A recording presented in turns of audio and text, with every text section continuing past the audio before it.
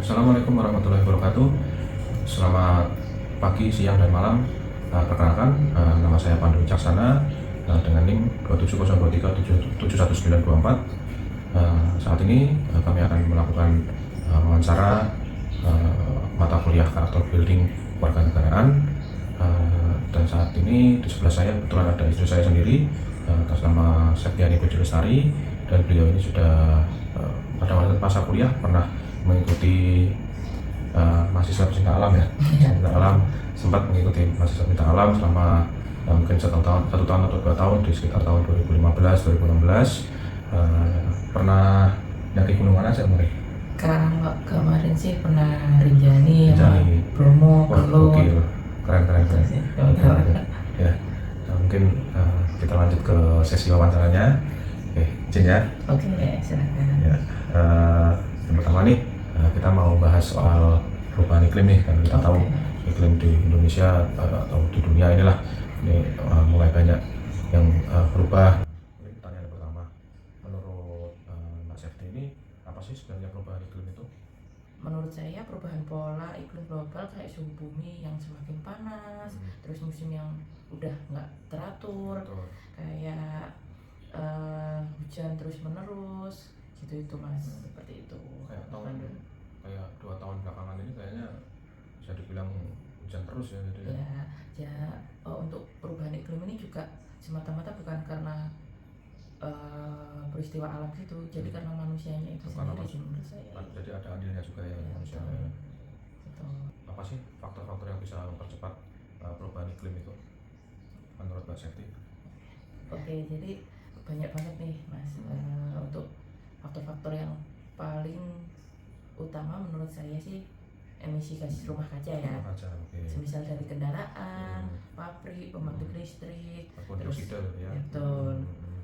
Kemudian selain itu juga karena ada penebangan hutan, pohon semakin berkurang, jadi sirkulasi udara kita jadi buruk kan. Itu juga salah satu faktornya juga.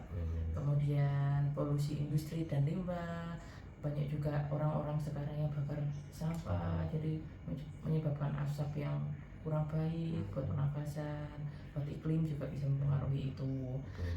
Terus untuk selanjutnya faktornya dari gaya hidup manusia itu sendiri, ya, seperti konsumsi energi yang berlebihan, itu juga salah satu penyebab faktor utamanya juga sih. Kenapa iklim sekarang tidak tertentu. Lalu kira-kira solusinya apa nih buat memperbaiki atau buat setidaknya tidak memperburuk keadaan iklim saat ini nih? Nah, untuk solusinya itu bisa kita lihat dari dua sisi sih, dari sisi pemerintah maupun dari sisi kita sendiri. Jadi lebih baik kita beralih ke energi yang terbarukan. Ya, betul, terbarukan. Jadi kayak PLTS gitu. Kemudian misal ada yang tanam pohon, tebang pohon, itu sebaiknya kita revitalisasi, menanam pohon kembali. Soalnya banyak yang nggak tanggung jawab kan, misalnya habis tebang pohon dibiarin jadi longsor gitu. Kemudian untuk transportasi ramah lingkungan juga lebih ditingkatkan lagi, kayak naik sepeda malah lebih sehat kan itu kan.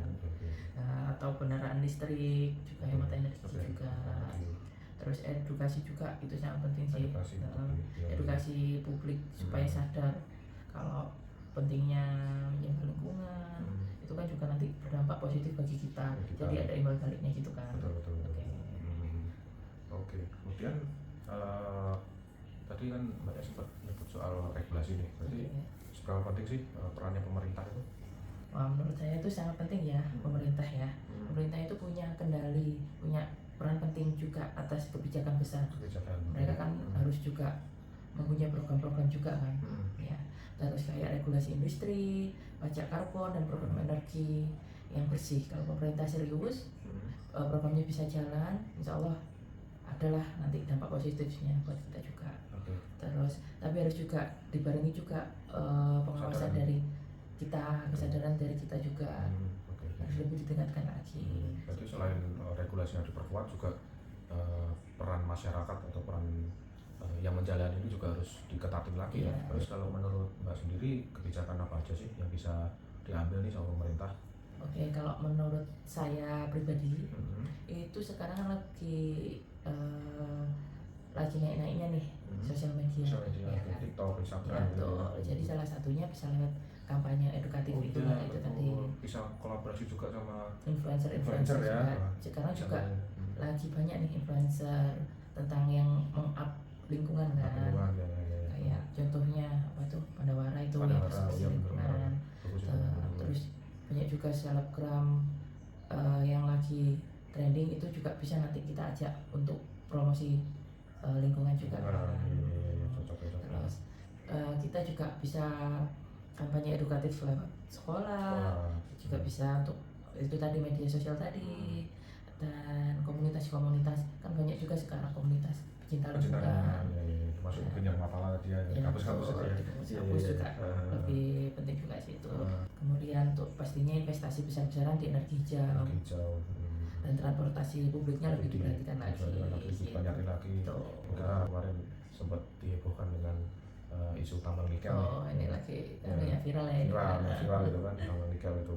Kalau menurut Mbak ini gimana nih soal rencana tambang nikel di Indonesia Timur ya? Itu ada pro kontranya sih ya buat negara kita ya. Kalau dilihat dari segi manusia umum, orang umum kita lah, itu sih banyak yang nggak setuju. Soalnya merusak lingkungan banget kan. Tapi di sisi negara pemasukannya lebih besar kan. Karena di satu sisi nikel itu kan sangat penting buat kendaraan atau baterai kendaraan listrik gitu kan. Jadi seolah buat masa depan yang ramah lingkungan itu sangat mendukung sekali kan. Tapi proses penambangannya kok lebih merusak lingkungan gitu kan. Itu yang membuat kita itu kok gitu banget sih. Iya.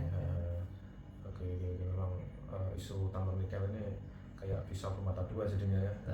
Kalau nggak dikelola secara baik sama pemerintah kan itu salah satu faktor yang buat iklimnya jadi berubah-ubah. Jadi kalau menurut Pak Sekti sendiri untuk tambang nikel ini baiknya udah dihentikan aja atau mungkin dilanjutkan dengan regulasi-regulasi yang lebih ketat itu mungkin? Oke. Kalau menurut saya pribadi sih, saya kan masuk dalam komunitas pencinta alam ya, jadi bisa dilihat langsung. Saya pasti lebih condong ke kontranya sih. Jadi menurut saya ada baiknya ya di stop dulu. Soalnya kan sangat merusak banget, merusak lingkungan sekali kan. Toh ya mungkin bisa lebih diarahkan ke faktor pariwisatanya mungkin ya daripada tambangnya itu. Jadi sumber income atau pendapatan negara kan bisa dialihkan ke yang lain. Nggak dari nikel itu tadi. Terus kalau menurut Mbak Septi ini apakah cuaca belakangan ini juga termasuk karena perubahan iklim? Oke, menurut saya perubahan iklim ini juga bikin pola cuaca yang makin nggak stabil juga sih. Ya, nggak ada mendung, tiba-tiba hujan. Habis hujan tiba-tiba panas gitu. Jadi kekeringan panjang itu semua udah terjadi di banyak tempat, bukan cuma di kebetulan musiman aja. Jadi meskipun musim kemarau, di sini juga masih hujan. Tiap hari hujan. Terus kemudian apakah bumi ini makin panas dan lingkungan berubah kalau menurut Mbak Syahdi sendiri nih? Oke, jadi menurut saya bumi ini juga makin panas banget sih ya, panas banget kalau siang. Beda lah ya, dari mungkin 10 atau 20 tahun yang lalu mungkin beda ya. Kalau menurut saya semakin panas sih. Kita semua pasti juga merasakan kalau siang itu panas banget, kering terus tanah-tanah jadi gersang, banyak sungai yang semakin kering, udah bahkan airnya udah nggak ada, kan. Terus itu tanda-tandanya kalau ekosistem kita itu mulai terganggu. Kemudian yang terakhir nih, kalau Mbak Septi kan tadi termasuk mahasiswa pecinta alam, kontribusi nyatanya yang udah Mbak lakuin itu apa aja sih? Oke, jadi saya gabung di komunitas pecinta alam itu kan sudah lama. Cukup lama. Jadi yang saya lakuin juga udah jadi kebiasaan. Jadi kebiasaan saya sehari-hari. Semisal saya kurangi pakai plastik. Sampai plastik. Jadi saya kalau belanja kemana-mana, minimarket itu bawa tote bag. Oke, bawa tas yang bisa dipakai Betul, berulang kali ya, gitu ya. jadi saya lipat gitu, saya kantongi. Lebih efisien ya. Betul, efisien. Jadi mengurangi limbah plastik juga. Sampah plastik, Oke, selanjutnya bawa tumbler juga. Tumbler, oke. Nah, bisa bawa minuman sendiri kan dari rumah. Selain sehat, bersih, udah terjamin, ya. Terus hemat uang juga, jadi nggak beli-beli lagi kan, beli terus menerus. Itu juga termasuk ramah lingkungan, juga mengurangi sampah plastik botol minuman. Plastik tadi ya. Terus selanjutnya kita juga bisa melakukan lebih sering jalan kaki atau naik sepeda, mengurangi polusi kendaraan. Dan itu bisa olahraga juga kan. Terus yang selanjutnya yang paling penting juga yaitu ajak orang di sekitar kita sadar tentang pentingnya menjaga lingkungan. Karena perubahan besar datang dari yang hal-hal yang kecil. Oke, cukup menarik ya pembahasan perubahan iklim ini, karena memang perubahan iklim ini suatu topik yang harus digencarin sama pemerintah, sama warga juga, karena pemerintah punya andil untuk pembuatan regulasi yang lebih jelas dan lebih ketat untuk diawasi. Masyarakatnya pun harus lebih aware, lebih waspada, lebih saling menjaga, tidak bisa saling menyalahkan, kita harus saling kerjasama buat menjaga lingkungan ini. Jika memang tidak bisa dibalikan seperti awal, setidaknya jangan memperburuk keadaan, seperti itu. Oke, terima kasih istri saya sendiri, Mbak Sesi, sudah berkenan untuk wawancara dengan saya. Semoga dengan adanya ini bisa lebih mewaspadakan masyarakat sekitar, terutama untuk diri kita sendiri, keluarga kita sendiri. Mungkin sekian. Terima kasih atas waktunya. Assalamualaikum warahmatullahi wabarakatuh. Waalaikumsalam warahmatullahi wabarakatuh.